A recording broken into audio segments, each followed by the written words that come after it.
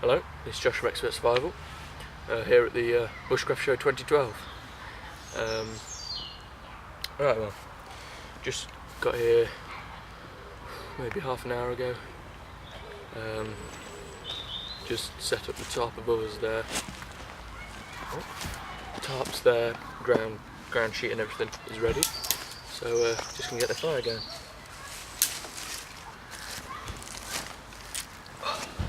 Just got my homemade knife and my fire steel here.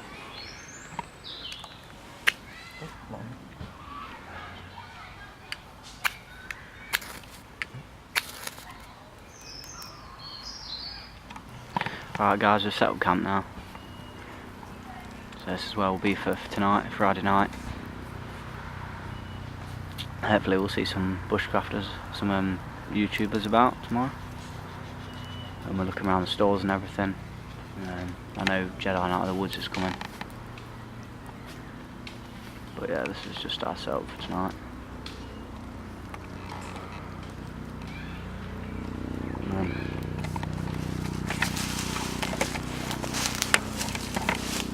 Shows over there.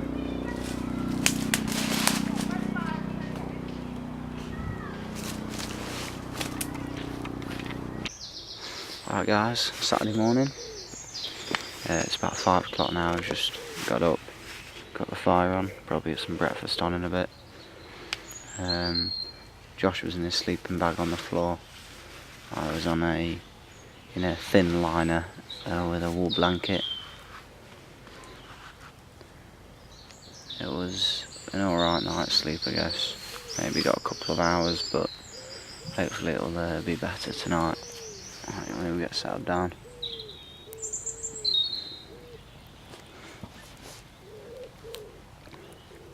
We've seen like plenty of rabbits and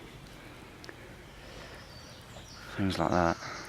But there will be a lot more people coming on later, arriving later on this morning when it all gets going. It's expensive stuff as well in the UK. Americans get it well cheap. Did he? Yeah. Yeah, but They can buy it from Walmart for a couple of quid for a tub of it. You have to pay like a tenner for a small. yeah, exactly.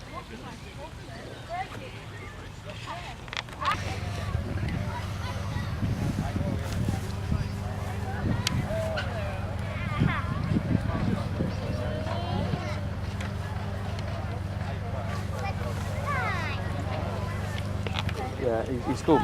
You know the guy who we met in the woods that time? Yeah, he's called Matt. He's helping out, instructing with Dave Watson, the guy who teaches near Staunton and Harold. Yeah.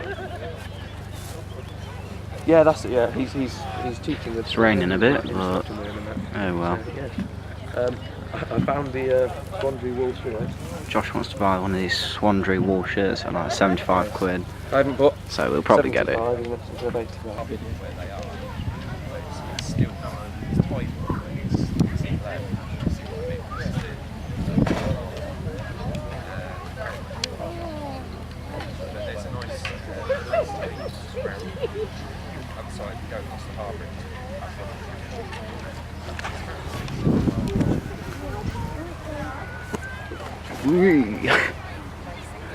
Tripping over the lines.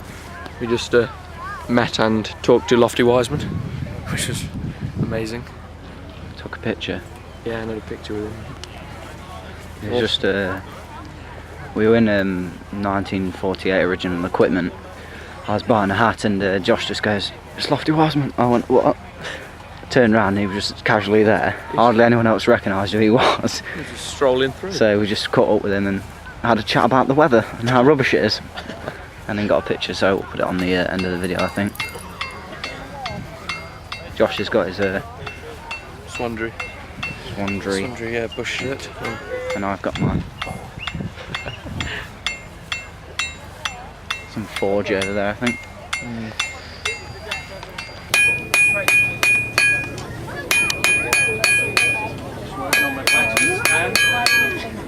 Okay, next fire in. Okay. Start thinking about it.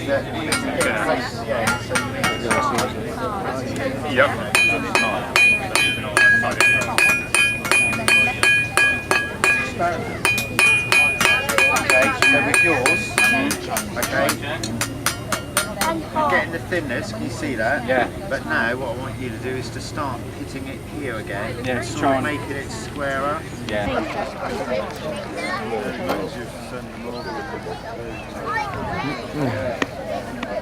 Right, the dog, keep them on a lead there. Where's it coming along?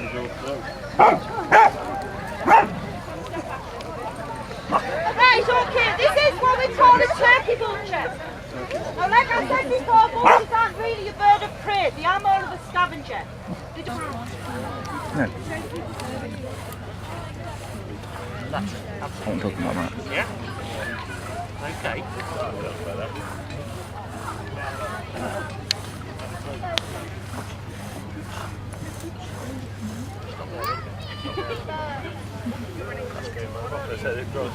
Oh, Well, I mean, it's a case of what you want to do there. Okay. Not cutting out.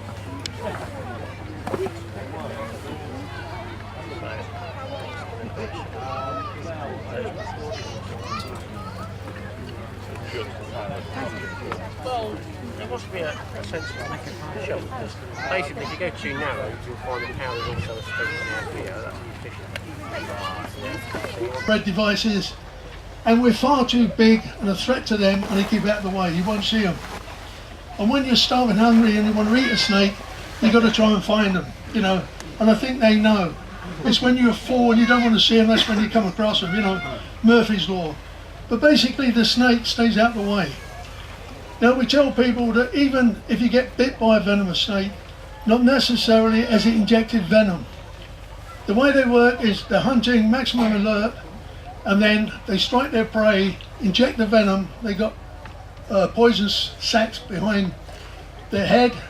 They inject the venom, and then they wait for the animal, whatever they've bit, to die, then they swallow it. Now, just like us, after Sunday dinner, we don't want to go back, you know, we want to lay down and sleep. And the snake does exactly the same. You don't want to go back to a, you know, sanctuary. It'll stay on the track, and that's when you might come across it.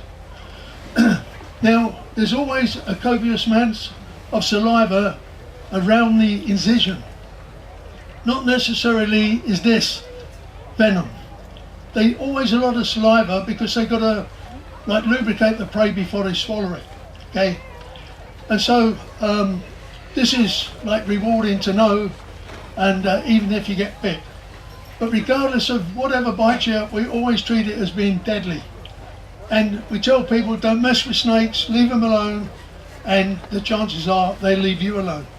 It's only when you start messing, want to pick them up, play with them, or don't see them and tread on them, that's when you get bit, okay? Okay, now 3 cases.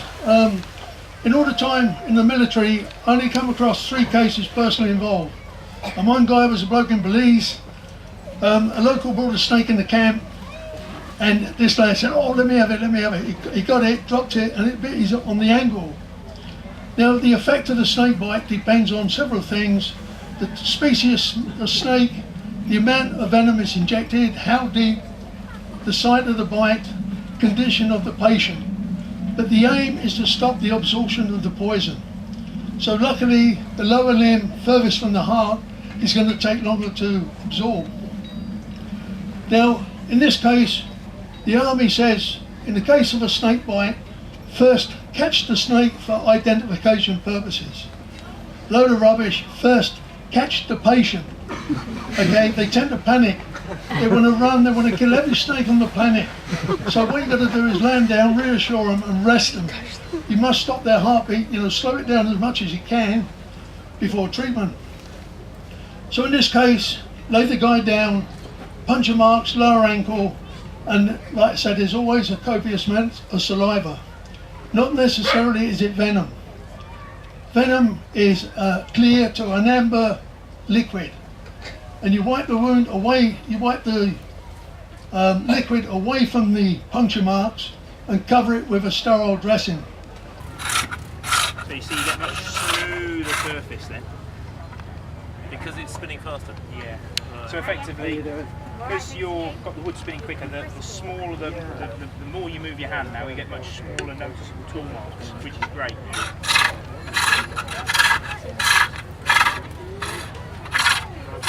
So that's the business end of the back done. Just blend that into the handle. And then we'll sort out these ends.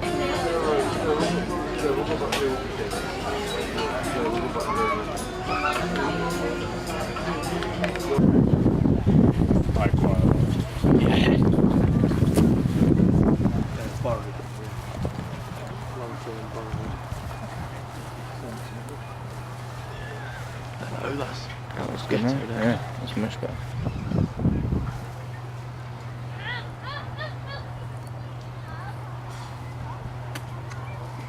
Yeah, plenty of room in there. Bushcraft. Safely say I've never done this before.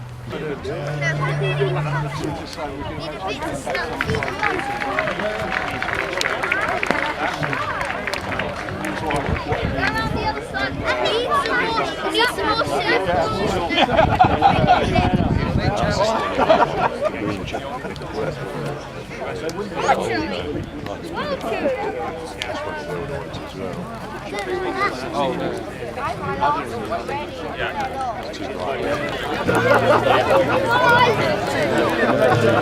Can't even see how big that is. Make it like it, there's going to be a mini fire around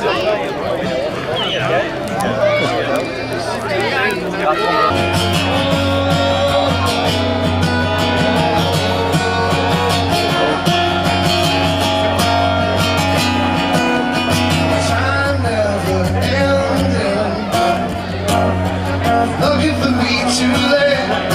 Nothing you would say. That's good. Don't like a dollar, don't like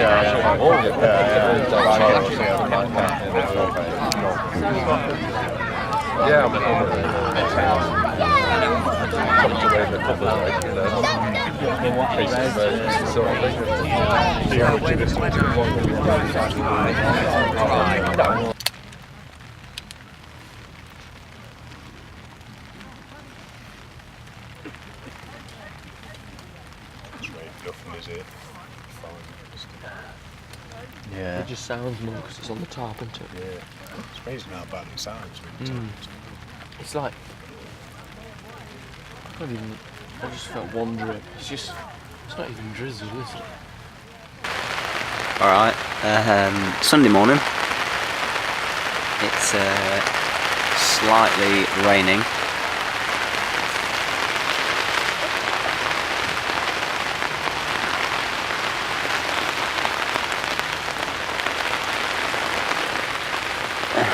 Got a few leaks, but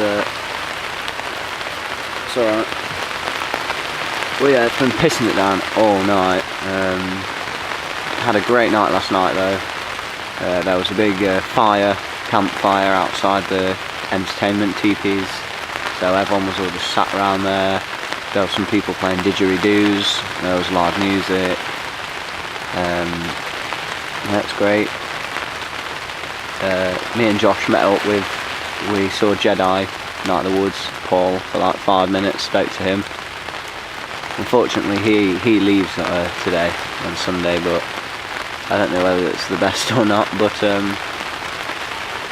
tonight there's going to be Les Stroud's going to be here, he's going to be performing and telling some stories and stuff like that, so that's really pretty cool.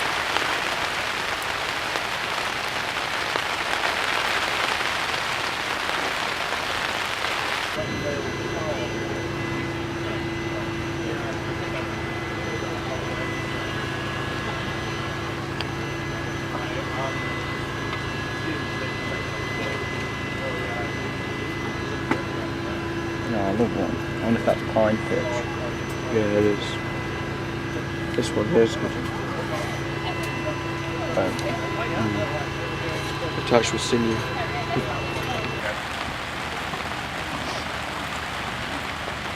we run tracking courses? Give them the hard sell.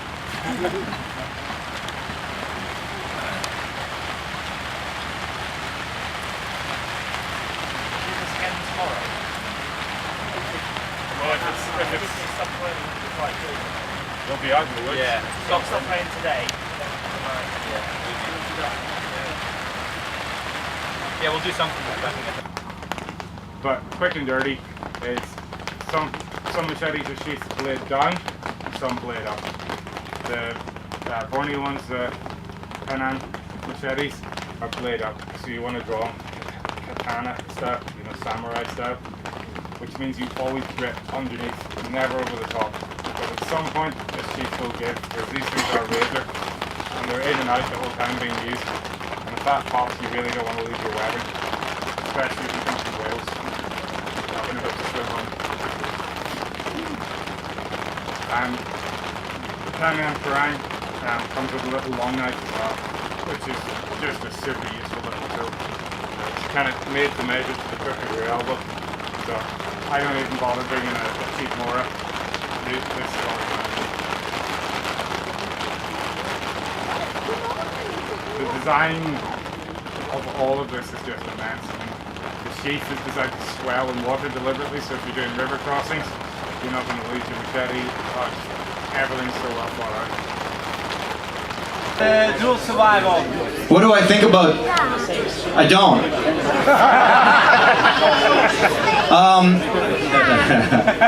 Never seen it. Seriously, I haven't seen the show. I saw Man, Woman, Wild for like a minute once. I've never seen Dual Survival. You know, I don't know the guys.